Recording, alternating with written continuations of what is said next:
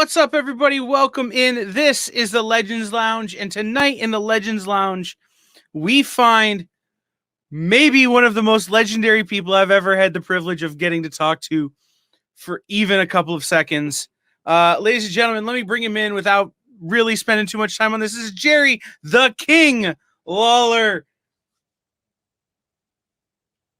Can you hear me? I can hear you, but the pictures froze up. Oh, no. Yes. What happened? Oh, I don't know. We'll just have to and it froze talk. up at the worst time. You're looking down, and I'm taking a piece of gum out of my mouth. Oh, no. No, it looks good on the air, I promise. Oh, you're kidding. It looks good on the air. Well, is that a problem with my equipment or what? I think it's April 1st and the whole world's trying to play a prank on us. I got you. That must be it. Well, this is not much fun. I can't see you. Do you want? Well, I should probably turn the speaker down on my monitor, shouldn't I? Why don't we do this? Do you want to back out and come back in and try again? I can give the bio. Yeah, do that. If you want to do that, let's do that. All right. Let's try that. Okay. All right. Well, while the king resets on his end, I will give you the bio on the man, the myth, the legend. For those of you who maybe aren't professional wrestling enthusiasts, Jerry the King Lawler has been around since ever. And I say that the man has had over a 50-year career in professional wrestling. He's held almost every title you can imagine. He's been the heavyweight title so many times. He's in every promotion you can imagine. So let's start here, King. I can see you me now. Yeah, there you go. Let's start here. How did you come? What was it about pro wrestling that drew you to that medium? Oh gosh, I don't know. I as long as I can remember, I was sort of a fan watching it on TV. My dad and I, when I got into high school and I was driving and everything, my dad and I would go to the live events, which in that time, I lived in Memphis, Tennessee, and we had a live wrestling show every Monday night at our Ellis Auditorium here in Memphis, which later moved to the Mid-South Coliseum. But so he and I would go to the matches, and I don't know. I was a fan from way back, but the way I got, I guess, drawn into, and no pun intended, drawn into the business was the fact that I would draw. I was an artist. I was majored in art all throughout high school. Then I won a commercial arts scholarship to go to the University of Memphis. And one day I would take some of my drawings down to the matches on Monday night and let the other fans see them. And somebody said, "Hey, why don't you send some of those into the TV station? They might show your artwork on the wrestling show." So that's what I did. And sure enough, I tuned in the following Saturday morning, and there was Lance Russell and Dave Brown, our great Memphis commentators, sitting at the desk as usual.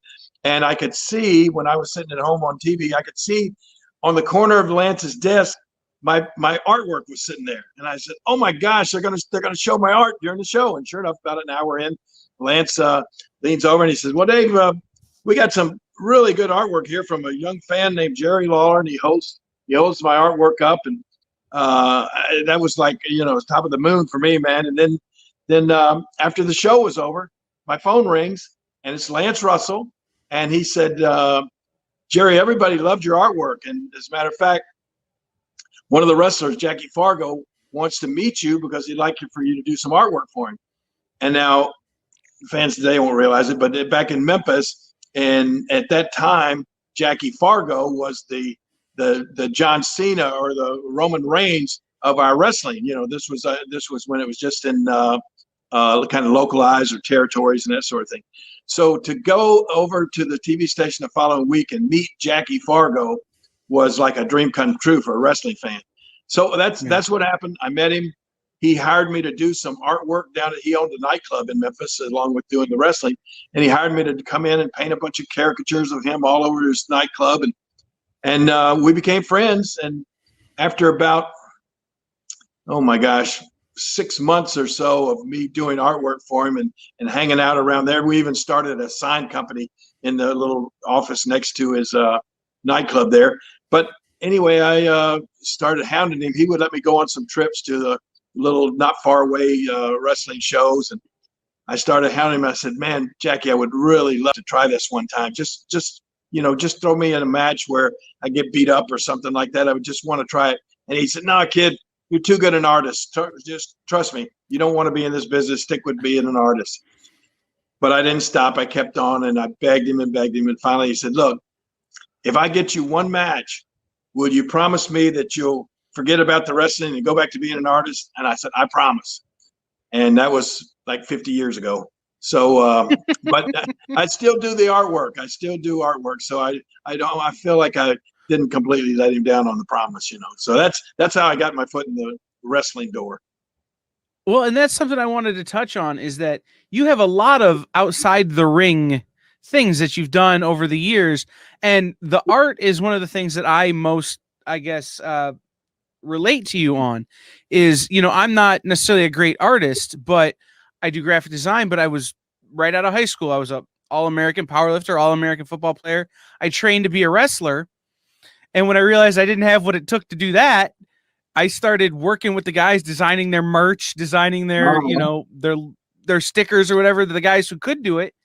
And, that led me into graphic design. And so, the art I did a lot of that.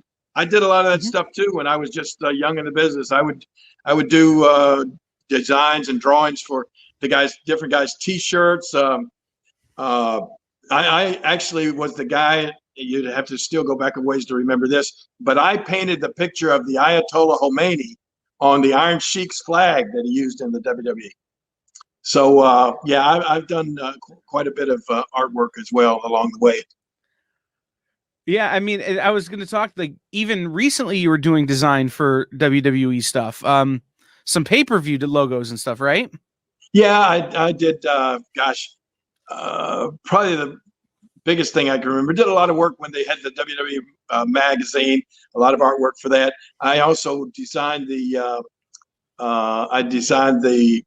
did a Christmas CD year before last, and I designed the cover for that.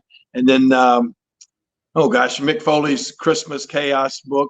I did all the artwork for that. So I did back when the WWE had WWE comic books. I did 2 covers for their comic book as well. Yeah, and that's what I want to talk to you about. Is you had a comic book about you, right? They did a Jerry the King Lawler comic book. Oh no, I don't know. Or was that just a cover? Am I misremembering? Yeah, it was you and JR on the. I can remember you and JR on the cover of a book, and I thought it was about you guys, but it may have just been a variant. I don't remember. I don't remember us being on the cover of anything for WWE. But I did. We have a mutual friend, Nick Marucci, and he owns Dynamite, or he's the owner and editor of Dynamite Comics.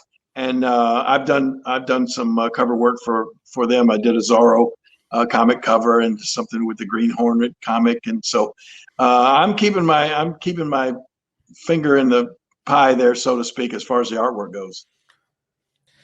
So, outside of wrestling, we'll come back to that, because I mean that's such a big part of your career. But kind of you well, a little bit. But you did other things. You're a restaurateur. I want to talk to you about the barbecue business a little bit. Man, I just came from my restaurant out in Germantown here in Memphis. Had a half slab of ribs, so good. Memphis is a barbecue city. I mean, they have Memphis in May. All the top barbecue teams come from all over the world to compete in this. I mean, Memphis is known for barbecue, and I promise you, I've tasted them all, and I swear to you, I'm not just blowing barbecue smoke, but the ribs at my restaurant, my barbecue restaurant out in Germantown, are as good or better than any other restaurant here in Memphis. They're awesome. What to you makes great barbecue? What's the thing you look for? Just the taste. I mean, everybody does it so many different ways. I'm not big on what it all looks like or that sort of stuff. I'm just big on the taste. I'm getting a text. Can you tell that came across the No, screen? you're good. Oh, good. Okay. Oh, yeah. I guess it doesn't matter unless it comes across the camera there. Yeah, that's what's great about this software is you get a text, I get a phone call, we're still good. We just keep Okay, cool. rolling. But yeah, I love Memphis in May. My family does competition barbecue, and Oh, my well, there you parents go. took a barbecue pilgrimage to Memphis. I'm like, you got to go to Jerry Lawler's restaurant. You got to go to Jerry's, and they loved it. So, Oh, okay, like, cool. I'll bet they went to the one down. next, I actually have two. I have one in Germantown that is just a barbecue restaurant, and then also I have a restaurant, a bar and grill down on Beale Street, which is right where they have the barbecue fest every year. And I bet that's the Mhm. one they went to. The barbecue there is great as well, but it's a different kind. yeah, I It's mhm. cooked on an outdoor grill there, and that the one in Germantown is cooked on a smoker inside. Nice. I love the fact that so many people in the industry, comic books, wrestling, all that kind of stuff, we have these interests in food. And food is a universal language, right? Yeah, you're right. Got to have it. So, yeah, I mean it's really a great way to connect people. Is it's look, we're going for barbecue. No, I've never met anybody who goes, I don't want to go for barbecue, Right. right? Yeah, I was just in my So, restaurant, and this entire mhm, family came in. I mean, there were like it was more than it was several families actually. Three women, a bunch of kids, four men, and they all just sat down and eating. And I was sitting at a table across from them, and it was so funny. They never even said hi or glanced over anything. So I knew immediately they must have been from out of town. And so I walked over and introduced myself, and the guy looked at all the pictures on the wall, and he said, "Oh, this must be your place." I said, "Yeah." He said, "Where are you guys from?" They were from Terre Haute, Indiana, and they were in town for a baseball tournament. So yeah, it was just it's good. People come from all over in Memphis to sample the barbecue. so what is out away from wrestling? What would you say is the thing that you most look forward to participating in? Is it the restaurant? Is it the art? Is it some of the podcasting you do, some of that kind of stuff? No, probably the thing I look forward to the most is and it's just starting. We start next week, softball season. I've had a softball team called Lawler's Army for, phew, man, probably 40 years. And of course, the faces keep changing and everything. And I try to keep a bunch of young guys on the team. We won the last 2 years in a row. We won the league and the tournament. So I keep a few. I have to surround myself with really good softball players to so that I don't drag the whole team down. But yeah, I love it. I love softball season. Um, I have also have another home in Fort Myers, Florida. I love to go down there and go to the beach and hang out in Florida and tan and all that kind of stuff. But Mhm. yeah, I still really enjoy getting in the ring and wrestling, and I still do Mhm. that quite a bit. I got a match coming up Saturday night at the Omen Arena in Jackson, Tennessee. We have a big show at the outdoor ballpark coming up May the 3rd, I believe, up there. So I still get in the ring occasionally. I really still enjoy that.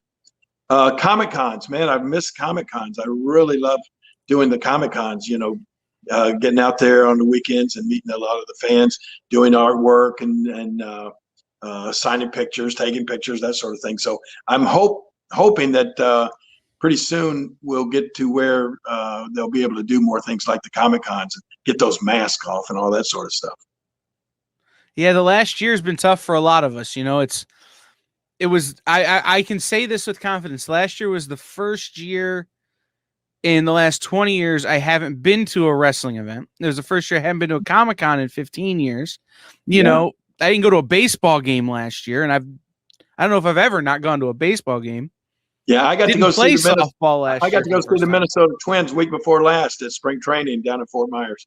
And you're right. Even though they were only allowing about third capacity of the stadium, it was still nothing like being in a baseball stadium with the fans again and watching a baseball game. I can't wait for that. I'm a huge Cleveland Indians fan. They lost the home opener, not the home opener. They lost the road opener today to the Detroit Tigers 3-2, and so I'm already starting off in a bad mood for my Indians this year. But I follow baseball really closely. I'll watch almost every game if I'm home. Got that baseball package on the TV. That's what was on the monitor before we started talking. It was I have the MLB TV, and I just whatever game's on goes on. And it's funny. I was talking to Tony Schiavone on Tuesday, and he's a baseball guy, and I met him doing a baseball game. I worked for almost a decade for the Toledo Mud Hens. Oh, really? Yeah. That's not far from Cleveland. Now, I was a spotter for their legendary announcement. Is Toledo a farm club of Cleveland in any way, or is it no? Detroit. Detroit, yeah, they're closer to Detroit. You're right. I was my whole life I was an Atlanta Braves fan until Albert Bell and I'm gonna blank. Jim Thome started at Cleveland, and I became an Indians fan. And then I started working for the Mud Hens, and I had to change affiliations and become a Tigers fan because I knew all those guys. So now when they play, it's just like I'm just gonna sit back and eat a hot dog and love every second of it. Yeah. Well, the last couple of years, Cleveland's really dominated the Tigers, but I don't know about this year. It didn't look too good today. We're not very good. We'll get lucky. We're not very good. Well, unfortunately, go ahead. Go ahead. No. Absolutely, go ahead. No, I was just going to say after my Indians traded away Francisco Lindor and Carlos Carrasco and Carlos Santana, we lost a ton of talent during free agency, and it's sad, really. They're talking about changing the name from the Cleveland Indians. I suggested they need to change it to the Cleveland Cheapskates because they won't. They're not going to spend any money on talent. There are 18 players in the major leagues that each one of those players make more every year than the entire Indians payroll. It's true. So I will say this though. I'm fortunate where I'm at. I can go watch a Mud Hens game, or it's only 2 hours to see a Columbus Clippers game, which is the Indians farm team. Yeah, exactly. And they've got some really great young talent that's just a little young to be playing in the majors, 19, 20-year-old kids that need another year or so, and then they're going to be real special. Well, that's good. So, yeah, I've made a couple of appearances at Columbus Clippers games over the years. I used to love it when Albert Bell was there. Remember when they had Albert Bell night and the first 5,000 fans got punched in the face by Albert? That was always fun. Yes. Those are always like I miss the 90s in baseball. Like I miss the 90s in so many things. Yeah. So let's you mentioned it. You got a big show coming up Saturday. Are you still the title holder there? No, I don't have. You had a title last year. Yeah, I did. I don't.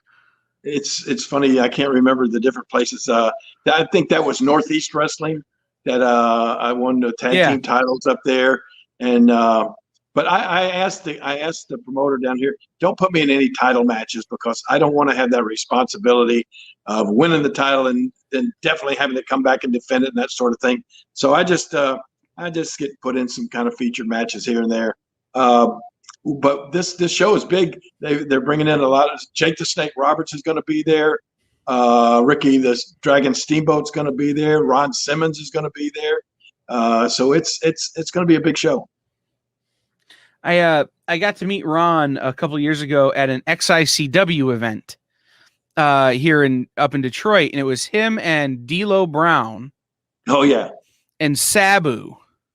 Oh boy, and D'Lo and Sabu were the main event, and it was wild because my business partner was with us, and Sabu took a chair shot right in front of her from D'Lo, and she'd never seen pro wrestling before. Oh man, and she just. I love every second of that, independent wrestling. What about it drew you back into it? I mean, you took kind of a break, from being in the ring for, after you had your health issues there, but how, was that always a goal to stay in the ring as long as you could? No, it wasn't. Well, yeah, it's kind of a goal to stay alive. And while I was alive, I figured that, as long as I'm physically able, I'll still try to compete. But the funny thing was, after I had the hang on here, I gotta get rid of somebody. There we go. Phone call coming in. After I had the health issue, I only stopped wrestling in the WWE. They're so cautious about everything. They put me on a no touch list that a lot of guys are on. People don't even realize it. But so I wasn't able to compete anymore for them. But I mean, literally, within a month or two after I was out of the hospital with that health issue from up in Montreal, I was back in the ring. I bet I've wrestled, and I'm not exaggerating. I bet I've wrestled. That happened in 2012. I bet I've wrestled, 2,000 matches since then. I love that. Yeah. I love that. I mean, and I love the idea of, a guy like yourself who, for so long, it was that big right hand, man, that would just put people on the mat and leave them down there. I still love the idea of the kind of the traditional. There you go. The traditional kind of brawler wrestling. And so much of what people tune in for now are the guys who are flying 50 feet through the air and spinning around and all that kind of stuff. And that's cool. But I love seeing guys like you and I got to meet Brutus the Barber Beefcake. Yeah. That are still out there doing the same things they've always done and just keeping that torch alive. For those of us who are kind of cool because there are still fans. There's so many fans that grew up on that, or that was their favorite style of wrestling. But everything changes, society changes, and of course wrestling has changed huge over the years. People's tastes change, and I like you said, I don't have anything against watching guys turn 4 or 5 moonsaults and flips and everything during a match, but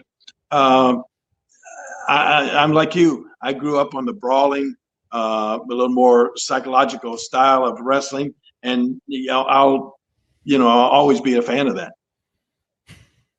So, one of the things that maybe people plus the fact that I can't do a moonsault, so I don't want to try to include that in my repertoire. That's fair, but it's I watch wrestling with my grandfather, and he remembers going to the matches at the theaters in Columbus, Ohio, when it was you might still see a guy wrestle a bear, kind of. I've wrestled. I've wrestled a couple of bears in my career. I mean, real bears. He liked to call it redneck wrestling. You never knew exactly what was going to happen, but it was always entertaining, and it's. Guys just getting in there and doing it. And he would talk about seeing, someone like yourself or Bruno Sammartino, who would just get in there and it was just locking it up and throwing some people around and having a good old time with it.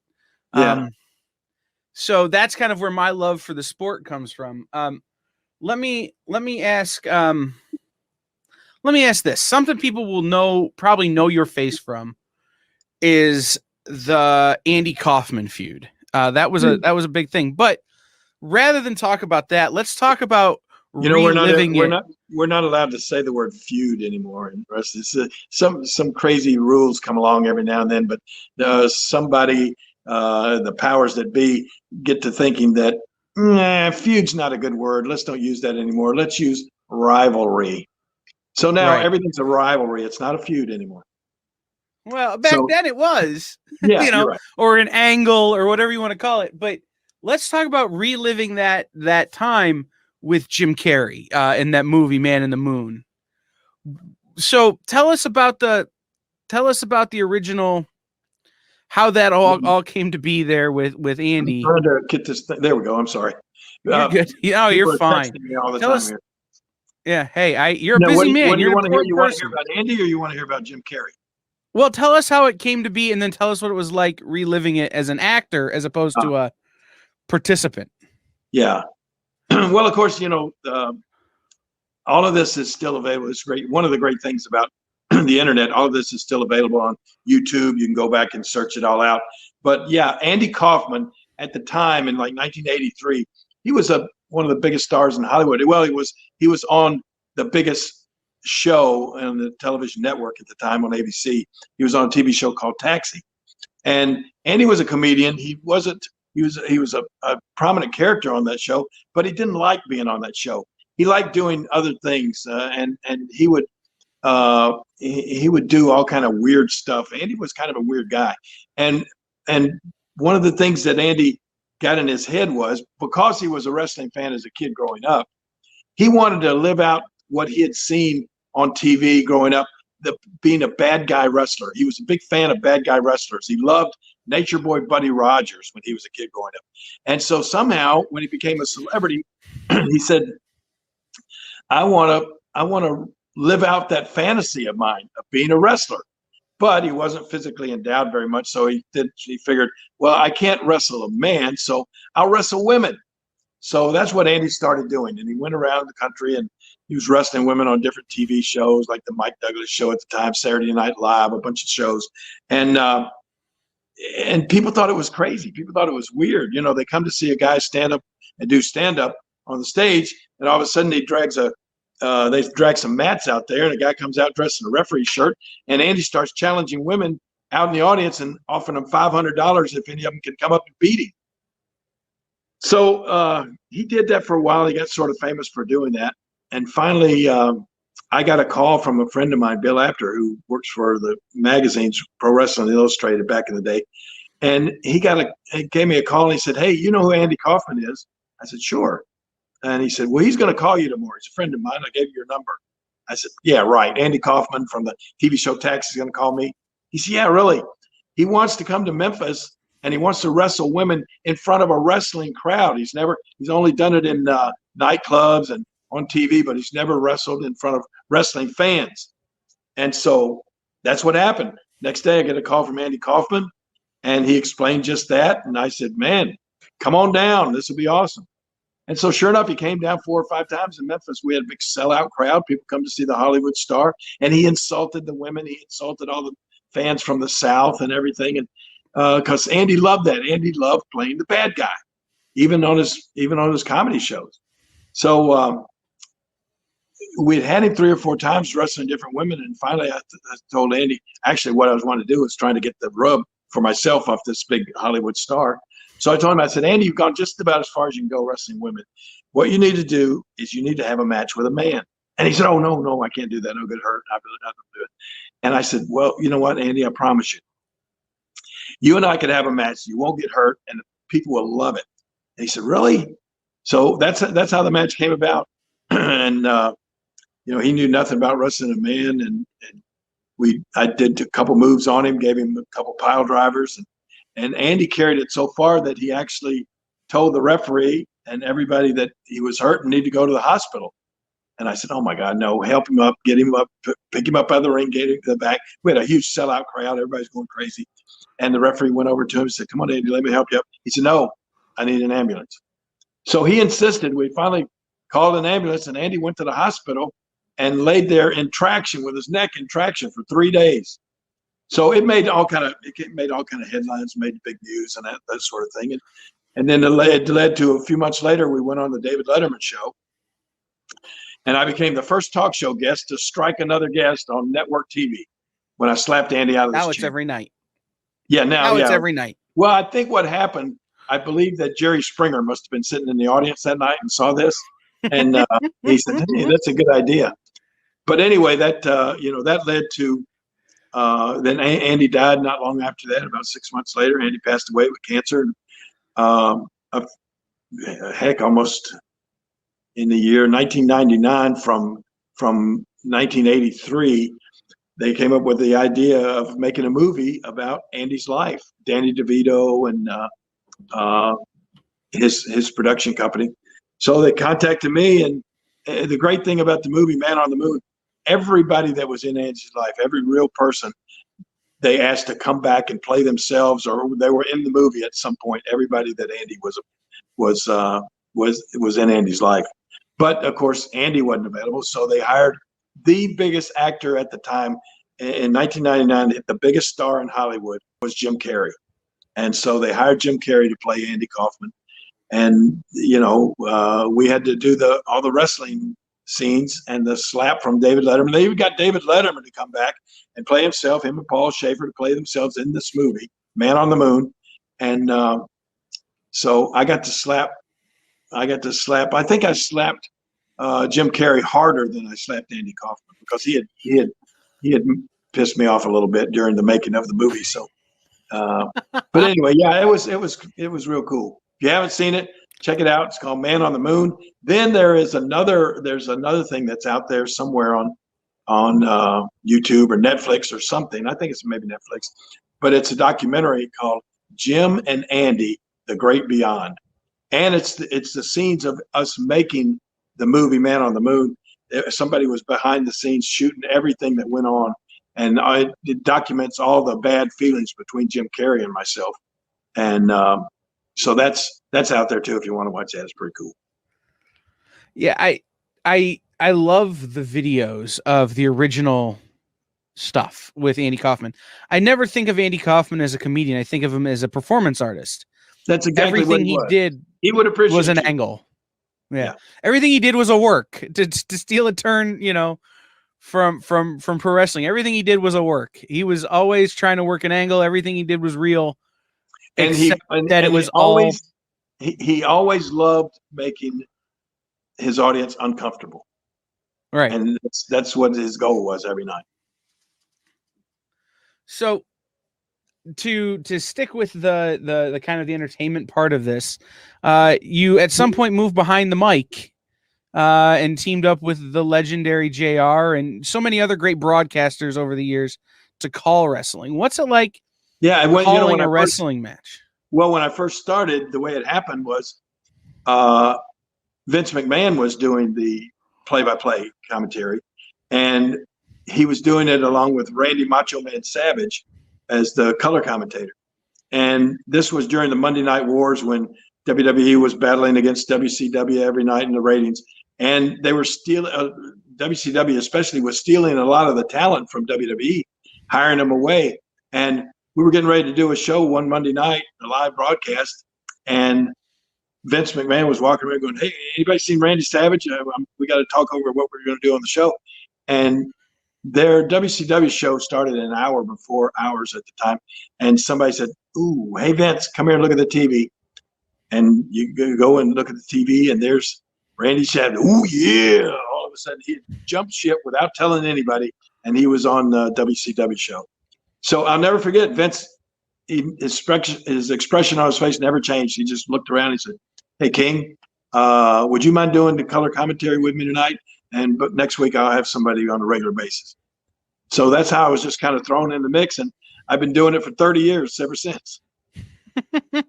What's it like being the color guy on a wrestling match? It's the moves like that these guys are throwing as they're throwing them. Are you thinking about how you would counter? I said I used to. A lot of these moves nowadays got crazy names. Mauro Ranallo is the best at knowing all the crazy names, the Shining Wizard, Dragon, Super Leaper. I mean, all this crazy stuff. I don't know. When he came to WWE, I equated it to having Bob Costas call a ping pong match. Mauro is such an amazing broadcaster. I love working with Mauro. I really did. Hey, his time was amazing. On the new WWE 2K20, I think, I think the 2K20 game, it's Mauro Ranallo and myself doing the commentary on it. No, it's the Battlegrounds game. That's it, the Battlegrounds game. It was so much fun working with him. But what's it like? Are you thinking about what you would do if you were in that situation, or are you just trying to convey the message? I'm just, honestly, I can't even. It's hard to describe what I'm thinking about. I don't even know if I'm thinking. I just say whatever comes to my mind next. I always looked at it, I think with JR and I especially, and then with Michael Cole too. I always try to equate it to, like, I'm sitting in the den, I'm a wrestling fan, and I'm sitting in the den with my next door neighbor, JR, and we're watching a wrestling show on TV, and we're talking about it. And it's like two good friends just shooting the breeze about what we're seeing happen in front of us. I never tried to be, too technical. I never treated it like it was. I didn't like to treat it like it was brain surgery or anything like that. I don't like it when it's, and I think this is one of the things that I don't like about today's product. I think the commentators try to take it too serious. I always like to have fun during a match. I like to try to throw some humor in there, because there are a lot of fans that are watching that aren't really wrestling fans. One of the quotes that one of the things that was said to me that I'll never forget. A guy told me, he said, I make my wife watch Raw every Monday night. She hates wrestling, but now she doesn't mind watching because she loves to listen to you and your funny one-liners and that kind of thing. So I always thought that, hey, the wrestling was there. You're watching it. You can think what you want to think. But there are, like I said, there's always some fans that are casual fans or not even fans that are watching the show. And I like to try to entertain those people as well. So which do you this is a bad question, but I'm going to ask it anyway. Which do you prefer? I prefer wrestling more so than commentary. Is that what you were going to ask? Well, I was going to say, which do you prefer, the kind of the entertainment of it, or do you prefer the people who believe the kayfabe? Like, which do you like to play into more? The people who know it's kind of, it's a product out there, or do you prefer the people who are like, it's real to me? Which one is more fun for you? I never think about it like that. I think it's been known as what it is and probably always was. Right. It's been known as sports entertainment for so many years that I guess there may be some people out there that really believe that everything they're seeing is happening. But the funny thing is, everything that they are seeing is happening. That really is the truth. Some things may be rehearsed, or some things may be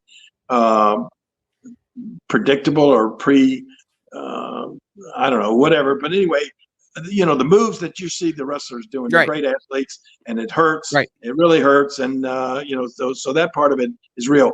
But what I remind people is, I'll have people come and say, oh man, wrestling, that's all fake. And I say, well, do you like movies? I'll say, yeah. I say, well, when you see Tom Cruise get shot in the head, do you think he's really dead? No. I say, well, okay. It's entertainment.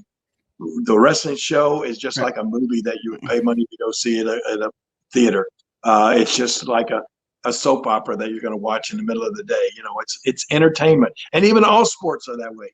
I mean, let's face it, football game or the baseball games we're talking about, their primary goal is to be entertaining fans that will come back and either pay money to sit and watch the game, or will buy the extra innings package like you and I do, and pay that money to watch the game, but to be entertained. And wrestling is no different. Yep. I always tell somebody, take a bump one time, then tell me it's fake. It ain't. But for me, I love talking to my friends who are still like, no, we believe that that the guys who hate each other on TV hate each other in real life. We want to believe that. Sometimes they do. For real. I mean, there's one of the things in the wrestling business that I've learned over the years is it's not talked about very much, but there is a ton of professional jealousy. And every wrestler, every one of them that laces up his boots or puts on a pair of tights and steps in a ring, in their mind, they think they're the best. And if they didn't think that, they probably wouldn't be any good. But they think that if I was given the opportunity, if I was in the main event, I would pack this. Every stadium would be packed if they'd just give me that shot. But unfortunately, there's only a certain amount of people that are going to get that top spot. And so a lot of these guys really don't like each other. No, it's true. It's so let's I want to mention a comment we have here. Pat Koala says his wife would watch every week to see what shirt the King was wearing. Let's talk about, Jerry Lawler, the fashion icon, for a second. How did your attire, your whole career has been uniquely you. You've been the King for a long time with the crown and all that kind of stuff. How did you pick your gimmick? Well, you're right. That's the King gimmick started out in about 1974, I think. and then it carried on all throughout the WWE. When I first started there, as a matter of fact, there's a show. They've got a new show coming on A&E, In Search of the Lost WWE Memorabilia, where they're going out and trying to find some of this stuff from years and years ago. And one of the things they came to me looking for was the blue and white King's robe that I wore when I first showed up in the WWE, and when I crowned Bret the Hitman Hart right after he won the King of the Ring contest the first time I was on Raw there. So that's the show that's coming up. I think it's April 18th. It starts on A&E Network. It's going to be really cool. But yeah, I showed up there as the King, and I always wanted to go on TV looking royal, so to speak. So I for a long time I would wear the crown and the blue cape, and then I went from that to like a kingly jacket. Once I started doing more commentary, the kingly jacket with the epaulets and all the medals and that sort of stuff on it, and the crown. And then from that, the blinged out shirts came in. Well, I tell you, even before, a lot of people don't realize this. I own about 6 or 7 of the real wild way out shirts that The Rock used to wear. You remember The Rock when he used to wear these crazy looking satin shirts? Mm-hmm. Well, when The Rock left, he left about 10 of these shirts in the wardrobe area. They didn't belong to The Rock. They belonged to WWE or wardrobe or whatever. But anyway, after he left, one day one of the wardrobe ladies came to me and said, "Hey, we're going to throw some of this stuff out, King, but these shirts, have sort of a royal look to them. Do you want them?" And I said, "Well, yeah, if you're going to just throw them out, I'll take them." So I started wearing shirts that Rock had worn. I mean, I like that's where the fancy shirts came into play. And then who was it? Oh gosh, Xavier. This company called Xavier. They came out with these real blinged out like T-shirts with all the sparkles and all the rhinestones and everything, all of them. And I said, "Man, that looks a little royal. That looks a little high dollar or whatever." So that's how I started wearing those. And now today I must have. I'd have to go upstairs, but in this huge closet I have upstairs, there's probably 200 different shirts like that I try not to wear the same one every week. So I try to get a different one every week. So I've got a lot of those blinged out shirts, and yeah, I got comments on those all the time. And now I've started selling a few of them at auctions. So it's worked out well. But the ring apparel too it's always kind of been the traditional kind of singlet, look for you. Was that a decision you made, or is that just a practical application? No, that's a decision. It's so funny that we're talking about that. Those came from way back. There was a company called Carl and Hildegard that before the WWE had their own wardrobe department. These people literally made 90% of wrestlers' outfits in the business. And the top that I wear with the singlet is actually called a Tarzan top. And I don't know, when I'm just looking through their catalog back in the day, and I saw that top, and I didn't think of I didn't know anybody at the time that was wearing that. So I just started wearing that. And then, of course, from that, the strap came down and all that sort of stuff. You know what? Hang on. Talk to the people for 1 second. It's just right over here. I'm going to reach over and grab something. I want to show you this. All right. We're gonna get a special look here from the King. If you have any questions, we've got a few minutes left with him. Put them in the comments right now for when he comes back with this really cool special look we're gonna get here. But if you have questions, put them in the comments right now. All right. Look at this. This just came in the mail. This just came in my mail yesterday. So this is pretty cool that we're talking about this. This is a new Tarzan top that I ordered from Carl and Hildegard. There's the great tag, Carl and Hildegard, K&H. And it's brand new Tarzan top. It just came in. And every time they send out an order, they send you a new catalog with all of their stuff in it. And the great thing about this, yeah, They take the number down. You can call them and order all kind of cool wrestling gear, mask, anything, robes. But look at, I mean, these are the exact same drawings or of their merchandise that they've been using for like literally 50 years. And if you look inside, let me go. Let's find here. Yeah, there's my old over there on the far end, right there. There's the Tarzan top. See it? That's amazing. You can order referee shirts, all of those different tops, the butcher top, the Tarzan top. And then, of course, I mean, like this looks the same way. This is the same catalog that wrestlers used literally back in the 50s. This family has been doing wrestling, making wrestling gear for maybe 70 or 80 years. This is amazing. This is awesome. Yeah. Like, so they're still around. Some things should never change, and this is one of them. That's one of them. Carl and Hildegard. I love that. So let's talk about superheroes. You've shown it. It's been on your hand a couple of times. We've seen it. You got the Superman ring. Yeah. I've seen it a couple of times on the hand. So how did you become interested in superheroes? Wait, are we backwards? Am I backwards? Maybe. Oh, it reads right.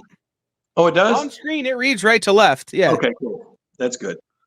Yeah, I didn't know if the S was showing up backwards. The S is right. Yeah, I'm a big. That's the thing that when we're going back once again to my before wrestling days, as I said, you know, I majored in art all throughout school, and what I had envisioned being, not just your typical everyday artist, I had envisioned being a comic book artist for like DC Comics or Marvel Comics. But back in the day, DC was the head honcho, you know, Superman, Batman, all of those things. It wasn't until, it wasn't until Spider-Man came along that everybody started switching over and kind of getting into Marvel because of Spider-Man. But yeah, I was a big DC guy.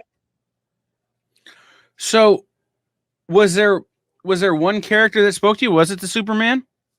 Yeah, I think Superman was the big deal when I was a kid growing up. I mean, this was in the, 50s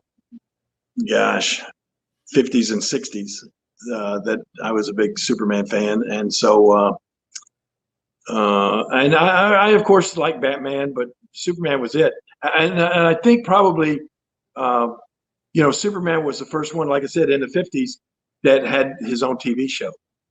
And the old George Reeves, black and white at first, the George Reeves Superman, man, that really, I was at the right time in my life as a kid that made a huge impact on me. I loved the Superman TV show. And later on, I got to meet Noelle Neal and became friends with her. We would exchange Christmas cards and everything for years. Noelle Neal played Lois Lane on the old original Superman show. Yeah. But yeah. One of the things I think it's interesting is how many people in professional wrestling are superhero fans. It's such a big kind of crossover. But what's interesting to me too is that Siegel and Schuster, who created Superman, modeled the character after professional wrestlers and bodybuilders. Right. So the two things have been intertwined since the beginning. If you ever get a chance, I have a big connection with when I was 7 years old. My dad got transferred from his job in Memphis to a little town about 25 miles west of Cleveland. You may know it if you were up in Toledo. A little town called Amherst, Ohio. You ever heard of it? I have. I've lost many a football game in Amherst, Ohio. The Comets, they're kind of a football powerhouse these days. Yeah, the Amherst Comets. That's where I went to school. That's where I started out high school and grade school. We lived up there from the time I was 7 until the time I was 15. So we were there like 8 years or something like that. And I became a huge Cleveland fan. And speaking of Superman, Superman was not born on Krypton. He was born in Cleveland, Ohio. And if you ever get a chance, you can go there. And when you land at the Cleveland airport, there's this huge, fantastic display of Superman and telling about the fact that he was born in Cleveland. like you said, Jerry Siegel and Joe Shuster, they were just teenagers growing up, two little houses on the same street over in the east side of Cleveland. And that's where Superman was born, in Jerry Siegel's basement. These two guys got together. One of them was an artist, and the other one wrote the stories. And you can still go today and see the houses there in Cleveland. Cleveland's got some major cool houses that you can visit. The Christmas Story house is there, as a matter of fact. It's one of my all-time favorite movies. And the funny thing of all these coincidences, the movie The Christmas Story, while we were just talking a second ago, I got a text message from a guy named Scotty Schwartz, who's become a really close friend of mine. And Scotty played the part of Flick, who stuck his tongue to and got frozen on the flagpole in the movie The Christmas Story. So all of these things are just happening. We talk about Carl and Hildegard. I got the tights right here. We're talking about Christmas Story, and Scotty just sent me a text, But yeah, but back to DC Comics. So, yeah, that was my start, and I'd snatch up the Superman comics as soon as they came out. Unfortunately, I've had some since, but I was one of those guys that can tell you that, oh my gosh, I had all of those comics at one time, and I don't know what happened to them. My mom threw them out or something, but she did not save my comic books. She did, however, save a lot of baseball cards for me. But I wish I still had the comic collection that I had at one time. So now I know what you're getting to too. You've heard about my Batmobile, right? I do, but I just want to mention, if you get back to Toledo, or if you get back to Cleveland, let me know. I work with the Siegel and Schuster Foundation. They're turning the houses into museums, and they're putting a statue. They're trying to get a statue of Superman at Cleveland at the city hall. Oh my gosh, that would be awesome. Yeah, right now the crazy thing is you go there to see the houses, and one of them has some comic strip out on the fence and everything. And one of them says, this is the house where Superman was born. But just regular families live in the house now. Mm-hmm. It's not like the Christmas Story house where you can go inside and visit. But you're saying that's what they hope to do someday? Yep, they're buying the houses when they come on the market, and they're trying to turn it into a museum. It's great. That will be awesome. I'll be the first in line. Yeah, so, yeah, absolutely. I'll be right there with you. So let's talk about the Batmobile. You've achieved so many things that I wish. Is anybody watching this right now? Oh yeah. Oh, okay. Oh yeah. We've got great comments. Barucci, I love Jerry. The only thing that could hold him back from showing up today was it's his wife's birthday. Well, tell her I said happy birthday, Nick. Absolutely. We've got great comments about how it's heartbreaking that your mom got rid of your comics. Still a boss after all these years. So many people going, oh my God, it's the king. Oh, so, but yes, you've achieved a lot of things in your life that I wish to achieve in my life, like being a world heavyweight champion and, being the king. But you not only was I a world heavyweight champion, this is the funny thing about WWE, they say, among the guys, there's a saying, if it didn't happen in the WWE, it didn't happen. But in reality, a lot of things happened outside the WWE and before guys got in the WWE. And one of the things that happened to me was I've won more championships than any wrestler in the history of this business. I've won 172 championships in my career. And they're here talking about, oh, this guy's a 16-time world champion. This guy's a 15-time. Right. I won 172 championships. Right. That's Flair. Flair has a lot, but they nowhere near that many. Right. But let's get back to talking about comics. Besides that, though, what? You own a Batmobile. Oh, I do. This. I do. Yeah. All right. Here, I'm gonna try to do something else. So I got a nice little holder here for my phone, but I'm gonna try to grab my phone. Don't mess everything up here. I'm gonna have to cover my We're good for a second. Ow. Okay. Can you still see me? Yep. All right. I'm gonna take you on a tour of my house here, a little bit of it. This is kind of cool. I'm going to show you this. I'm a big fan of other artists as well, and one of my all-time favorite artists was Norman Rockwell. Right? Okay, let me turn. There is that's Norman Rockwell. Can you see it? Okay. I can see it great. Okay. I drew that picture of Norman Rockwell. So this is some That's of his, awesome. this is some of Norman's work. And here is probably I love my Batmobile, but probably my prized possession is this. That's a Norman Rockwell original, done by Norman Rockwell in 1935. Wow. See that signature there? Wow. Yeah, that's an original. That's so cool. Piece of Norman Rockwell's work right there. And he did, of course, all sorts of Saturday Evening Post covers. Mm-hmm. But anyway, that's probably the coolest. It's the most expensive piece of stuff that I have. Okay, we're going to a little dark place here. Let me get us out of here. I have to turn off. We're about to enter the Bat Cave now. Hang on.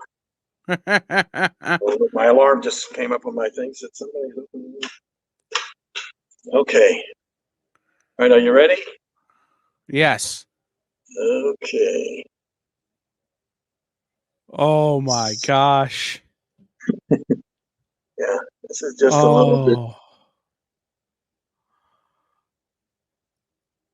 Oh wow. There's a 10-foot tall Incredible Hulk. There's George Reeves. That was my original Superman hero right there. There's another Superman. Adam West, who was I'm a big fan of, and I did a TV show with him, and he's the reason that I became a fan of this. Oh. Can you see it okay? That's beautiful. I can see it. I can see it. I'm just taking it all in. Well, we need a couple hours. We need a couple hours to take it all in. Hang on. Somebody else is calling me. Okay, there we go. There's a little bit of my Superman collection. Down here, this is a piece of Superman's actual cape from the 1950s TV show. Oh, wow. Yeah. There, right there is a picture of, that's me and Noel Neal, Lois Lane from the TV show. Oh, yeah. All sorts of stuff here. Let's see. More old TV stuff. Do you remember what Superman looked like when his secret identity? As Clark Kent, you know, the nerdy reporter? The nerdy reporter, Clark Kent. Let's see. Was that this guy? That's awesome. Oh my gosh. That's amazing. The nerdy reporter, Clark Kent. Oh, and then also I collect a lot of Coca-Cola memorabilia. I got like 7 Coke machines in my house, different places. That's cool. Coke is awesome too. Like, we're talking about everything you're showing us is just pure Americana. Yeah, cool. Like, even the crowns fit into that, you know? Yeah. This is the thing that, like, this is my Cleveland sports collection. Yeah. Jim Brown's helmets. This is a helmet signed by all the members of the 1964 Cleveland Browns that were the last time they won the NFL championship. There's me and Bernie Kosar right there, Rocky Colavito. Just all kinds of cool stuff. Wow. Well, it's kind of cool to me. Your nerd cave is your man cave, your nerdvana here is just absolutely astonishingly awesome. I can't even, like, I'm running out of words. There they are. Got Spider-Man hanging out over here along with another Superman. And oh yeah, Macho Man. And Spider-Man just has Macho Man's head at his feet. Yeah, Macho Man's coming out of the chimney. He's down in the chimney, I think. Well, Oh, I'm yeah. sure you know this about Randy Poffo, Macho Man. He had a promising baseball career before he was a wrestler. Yeah, and also, he was in the Spider-Man movie. Remember that? Yes, he was. Yes, he was. That's who Tobey Maguire. Oh, I'm loving my Clark Kent outfit. I think I'm going to leave that on for a minute. I think you should. That's a great look. We have a comment. Where did Jerry go? There's another Dark Knight there. Deadpool. I just watched Deadpool 2 the other day. So good. I forgot how good the Deadpool movies were. And you know what else Absolutely. I watched? You know what else I watched yesterday and was so great? Ted 2. You remember that? Okay. Yes. Movie about the little bear and everything. Here's Mhm. there's some championships. This is my AWA World Heavyweight Championship I won in 1988. Me and Bill Dundee won the AWA World Tag Team titles. This is a world title that my son Brian won up in the WWE or WWF at the time. Memphis Legends title. Oh man, all this all kind of junk. Oh, My super tanning bed. that was the Superman tanning bed. Yeah, Superman would have had one too, but it had to have the yellow bulbs so you get the power from Earth's sun. right. There's the sign. That's signed by Jerry Siegel and Joe Shuster. You can see that right there. See their autographs? Oh, that's so cool. Yeah. I am not often at a loss for words, but I This is a great fun thing right here too. This is my. I really turn this baby on. This is a vintage Hulk pinball machine. that's the Lou Ferrigno machine, right? Well, it doesn't actually. It was from the time of the Incredible Hulk TV show. Yeah. Oh yeah, this is. Yeah. Let's Oh see. man. Or it may have been even before that. I'm not sure, but it's. No, I think it came out right about the same time as the Lou Ferrigno show. Yeah. I'm a little bit of a pinball nut myself. Are you really? Yeah, well, and it's funny. One of the people who is part of this network that we're on here has a pinball arcade in his store. Oh, no kidding. Mm-hmm. Oh yeah, that's an old Gottlieb machine. Oh my gosh, I can't play with That's it. about the right era. Oh, Oh no! oh man. So I can't use my other hand. we're running a little short on time. But I want to ask you. Nick said you're doing a Vampirella. I'm doing a Vampirella. Yes, I'm going to work on a Frazetta-esque Vampirella. I got her over there, see her?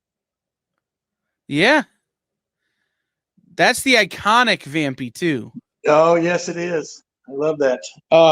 Well, Frazetta, Frank Frazetta, who I was very fortunate.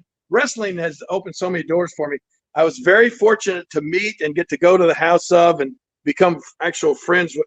I'm going to change to Superman here. Become friends with Frank Frazetta through his son Frank Jr. And so I'm going to do a Frazetta-esque Vampirella cover. So cool. Say goodbye to the Batmobile. Oh, I don't wanna. I want to ride in it. Yeah, it's But- I mean, I'll take it out, man. It's getting springtime. I'll be taking it out here soon. What are the looks like when you roll by somebody in that thing? The Do the best. jaws just hit the ground? Yeah, they really do. They really do. Hang on it there. Yeah, you're fine. Yeah, you gotta get the hat back. I didn't want to let anybody see me with I didn't want to see my hair today. I haven't done my hair yet. Well, I'm lucky. I don't have any anymore, so it's not a Oh, big deal gosh. for me. But so is that something? Is that going to be a cover, or is that just a piece you're doing just as a? No, it's probably be a variant cover. All right, we'll be watching for that from Dynamite over there. That'll be super cool. All right, man. If We've been doing this for if an hour. DC were to I know call, we got to be running short on time here. we are. My last question is this: if DC were to call you up and say, "Hey, need you to put down being in the ring, need you to put down professional wrestling. We want you to come and work on Superman." How quick is the yes? No, it'd have to be a no. Really? Yeah. I found out I've just never had, and Nick will attest to this, I've never had the discipline to deal with the deadlines that the comic book industry has. And I think he'll tell you also that that's probably the biggest problem that that the comic book industry has is deadlines not being met by artists and writers. It's tough. Mm-hmm. It is tough, but I just imagine if they say, "Hey, come paint us a cover." I would definitely do that. I would definitely be in for doing a Superman cover without a doubt. Well, we're gonna put that out there into the ether. It's not like we know a few people. We'll see if we can make it happen. Sounds good. Before we run out of time, tell people where they can follow you on the social medias, where they can support you on all the stuff. Instagram is Real Jerry Lawler. Twitter, which is my favorite thing on earth, is at Jerry Lawler. And then my website is kingjerrylawler.com. And then if you're in Jackson, Tennessee, or in the nearby vicinity, you need to get to this event this weekend, right? Absolutely. Saturday night, 7:00. Like I said, it's Oman Arena, which is it's actually a little bit of miniature version of our Mid-South Coliseum that we have here in Memphis. It seats about 8,000 people. It's a dome stadium. It's really, really cool. And like I said, Jake the Snake Roberts is going to be there. I'm going to be there. Ricky the Dragon Steamboat's going to be there. And what was the other? Ron Simmons is going to be there. So it's going to be a big show. And all those dates, I'm sure, are on kingjerrylawler.com. Probably. I'm a little lax on keeping up with the deadlines on keeping my website updated as well. If nothing else, I'm sure they're on the Twitter. Yeah, definitely on Twitter. Yes. All right. I just have to tell you, King, this has been such a tremendous honor. My whole life I've been a wrestling fan, and you've been a part of it my whole life, and it's just been such a great. I can't tell you how much this has meant to me. So thank you for coming on my little show on this new network that we're a part of, and letting me talk to you about this stuff for an hour. It's one of the greatest experiences I've had in my life. So thank you so much. All right. I will tell you this, though. And this is the same thing that Muhammad Ali said to me when I had him on the Jerry Lawler show back in the early 90s. He said, "I love your show and I like your style, but your pay is so cheap. Don't call me for a while." Deal. All right, man. We may have to have you back on when that variant comes out, though, to sling that variant cover. I'll do it. No problem. All right. We'll see you. Thank you so much. Okay. My pleasure. Bye-bye. Guys, that was Jerry the King Lawler. Oh, my God. That Batcave. That nerd. I just can't even right now. I am so beside myself. This was an amazing, amazing, amazing hour here on the Legends Lounge.